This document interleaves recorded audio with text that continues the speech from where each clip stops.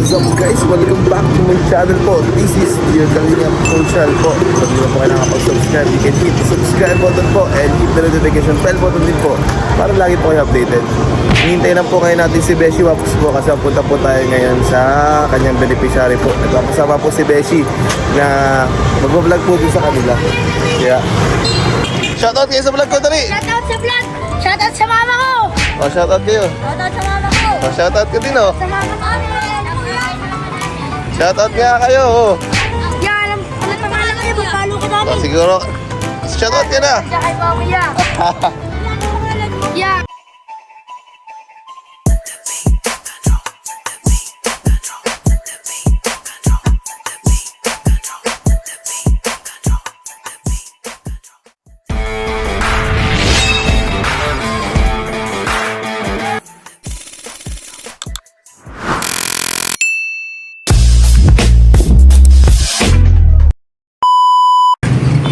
So yun, kasama na po natin ngayon si Beshi Waps.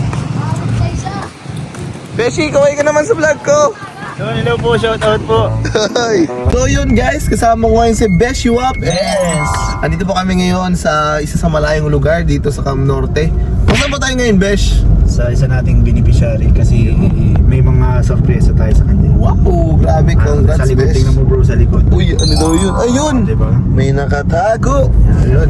Baka nyo po guys, kayo na lang di ka ako nakasama kay Beshi kasi medyo busy lately po. Yes. And si Beshi din po, lagi na ako po sa akin nag-i-invite ka. So yun nga po, lagi ko din natatanggihan kasi lagi tayo ginagawa. Pero mamaya po, lingid naman yata sa kalaman nyo po na may mga pinagdaanan si Beshi. Mamaya tanongin natin kung ano mga pinagdaanan niya. And paano nyo yung na-survive. Kasi grabe po talaga nung nakaraan, kita sa mga posts niya na talagang ay pinagdadaanan si Beshi.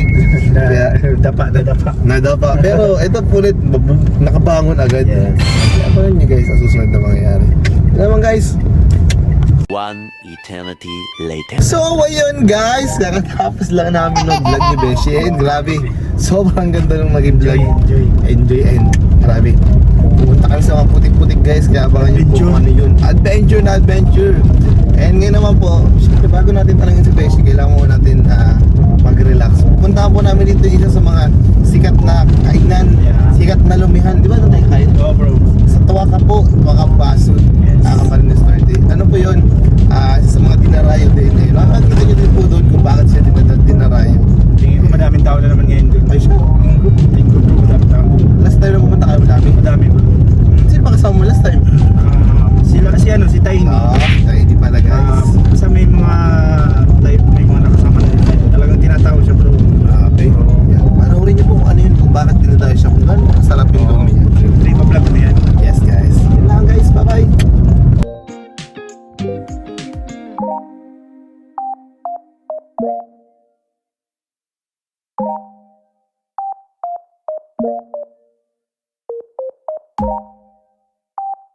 So yun guys, nag-fail kami sa lumihan kasi sobrang punong-puno po. Tao guys. Ang bango-bango pa naman sana po nung inaamoy namin. Sayang guys. Sabi ko sa'yo tinatawag.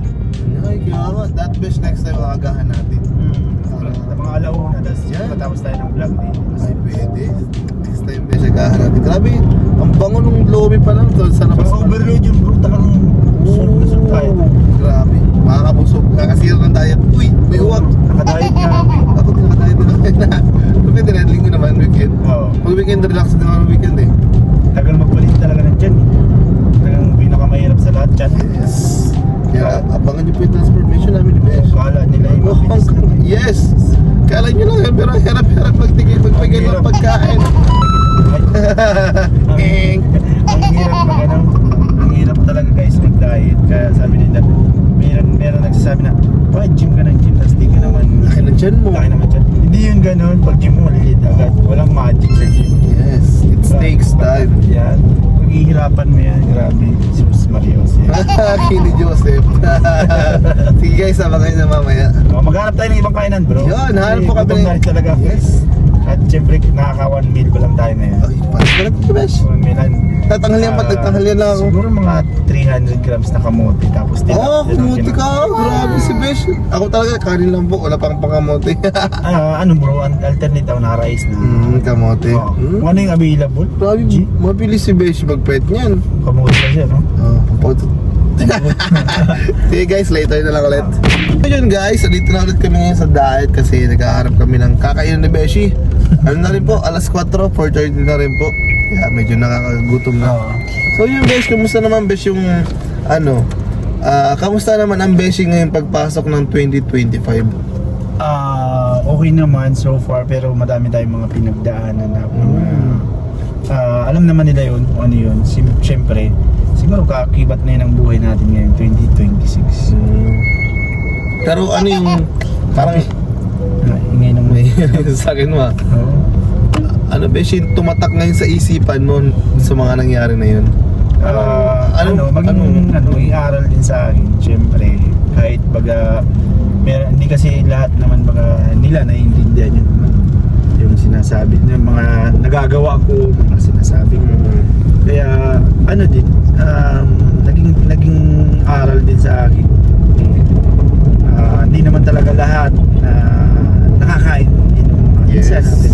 Pero naman na yun, kumbaga, itong vlog na ito ni Coach Ralph is pamumusta sa akin. Yes, Paano ako nakasurvive, baka i-clear natin. Okay na po yun, wala ka na. Ano na po, naka-move on na. Naka-move on na. Ano na po siya, kinakamusta ko lang si Beshi kasi matagal din po kami hindi nagkasama ni Beshi.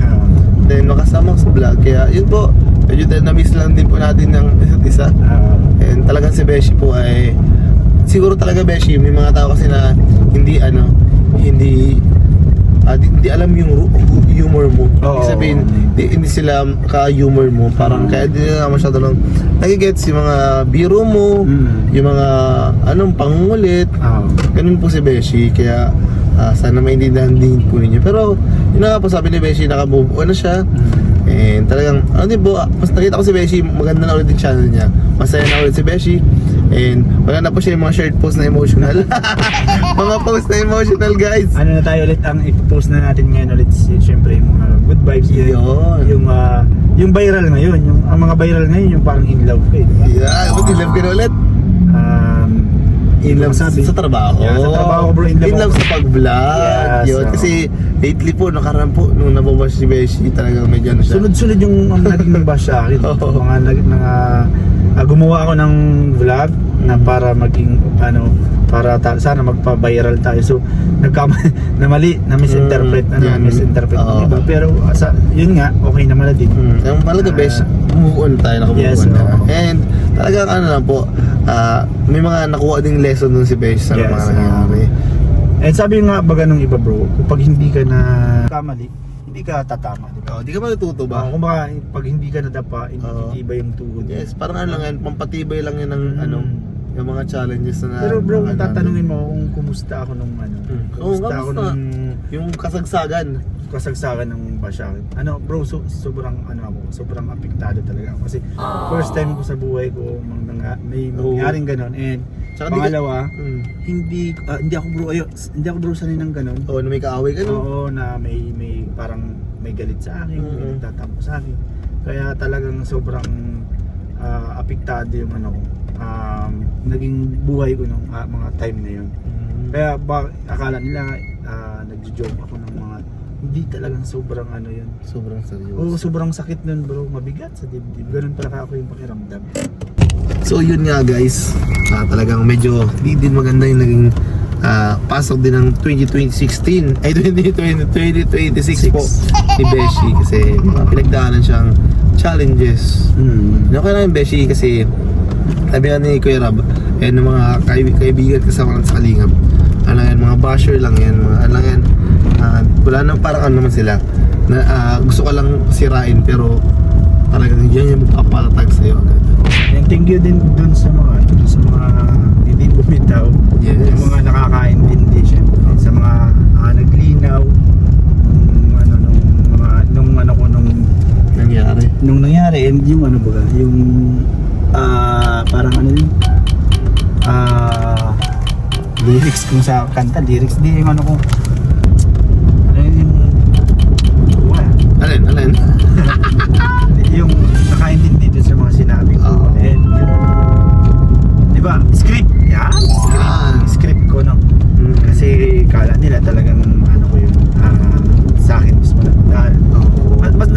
doon sa mga narinig ko dati na pabida-bida, diretso. Oo.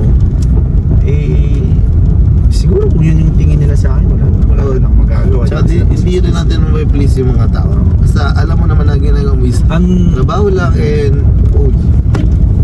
trabaho lang. trabaho lang. And ano talaga din, papasaya ng mga tao. Ang masakit dito bro, yung dati mong mga kausap dati na gusto kanila, yun yung unang-unang ng sa'yo, nagalit. Yun yung pinakamasakit dun. Para bagang sila yung lagi mong kausap. Parang yung akala mo sila yung maasahan. Tapos sila pa yung unang-unang nag-subscribe. Pero di ko naman nga yun nasisisi. Nangyari na is nangyari na. So move on tayo guys. Yes. Thank you so much po dahil alam ko nagsibalikan na rin naman nila. Yes. Sila dahil alam ko na intindihan na nila yung At saka point ko. Marami talaga. Sabi man ng iba, nag-sorry man ako. Sabi nila is lang daw sila, nagtampo. Pasensya na guys ha.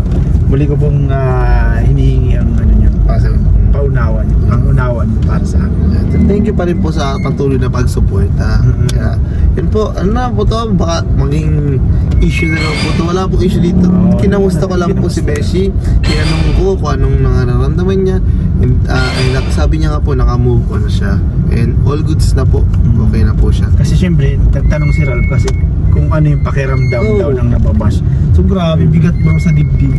Tsaka Talagang siya. gusto ko din malaman kasi naranasan ko na rin yan noon. Yung mga And alam mo bro, kung paano ako naka-move on. Naka-move on ako doon sa mga nagang-chat sa akin. Nagang palang. Isa na rin kayo, syempre yung Team Kalingap, si Boss Kiyar na nandiyan sa akin sa likod ko na sabi niya, ay, ayaw mo na kasi nandun na yun eh. Naiintindihan naman nila yun. kinumpul ka. Yan, nag-confirm. Marami bro nag-chat sa akin na nag-confirm sa akin na kumusta, na kaya mo yan. Isa yun sa mga palakas ng loob ko. Ayun, sa awa ng Diyos. And siyempre shoutout din kay Sir Julay Paunil. Dahil siya yung pinagmulan ng yung pagpaliwanag. Grabe nga, napaka talaga ni Sir Julay. Pakabait. Siya yung sa rason, di ba? rason kung bakit naging malinaw. Yes. And alam ko naman yung iba na kasi mabilis yung ko din pag-pronounce ko. Tsaka kung iintindihin mo talaga siya bro, para sa akin tuwa nakarana to. Sabi nga nung iba, no more explanation. Hindi na pagkwento lang naman. Ano kito alam po? Disclaimer lang po ulit. Ito po ay tinatanong ko lang siya bilang kaibigan ko po. Na gusto ko bi-bilang kaibigan. Kasi kilala ko ni Ralph na palatawa. Yes po. Joker. Kaya nung time nga po na siya, nung time na si Beshi, na parang sabi niya down na down siya. Medyo tinawanan ko pa siyang konti nun. Kasi alam ko pong masiyahing tao si Beshi. Yung pala, nung naman ko yung mga susunod ng sinabi niya, yung pala talaga nasaktan siya. Hindi niyo po makikita yun talaga kasi yun ang mahirap din bro pag mga masiyahing tao ka. Para palabiro ka, hindi na alam ng tao, kakala niya nagbibiro ka pa. Which is, hindi na pala, talagang talaga, may nararamdaman ka. Dinadamdam ko siya. Kaya yan din guys, pag may mga kaibigan po tayo na may mga kaibigan po tayo na masiyahing tao at biglang naging madamdamin, totoo po yan, tulad ni Beshi. Kaya yun lang guys, kakain na din muna kami po dito. And Samahan niyo kami sa aming kulitan. kamustahan? Yun lang guys. So yun guys, andito na po kasama natin si Beshi ulit. Thank you sa libre. Di ba sa ganda yung sa'yo Beshi yung thank you Beshi sa libre. Ito po. Okay lang.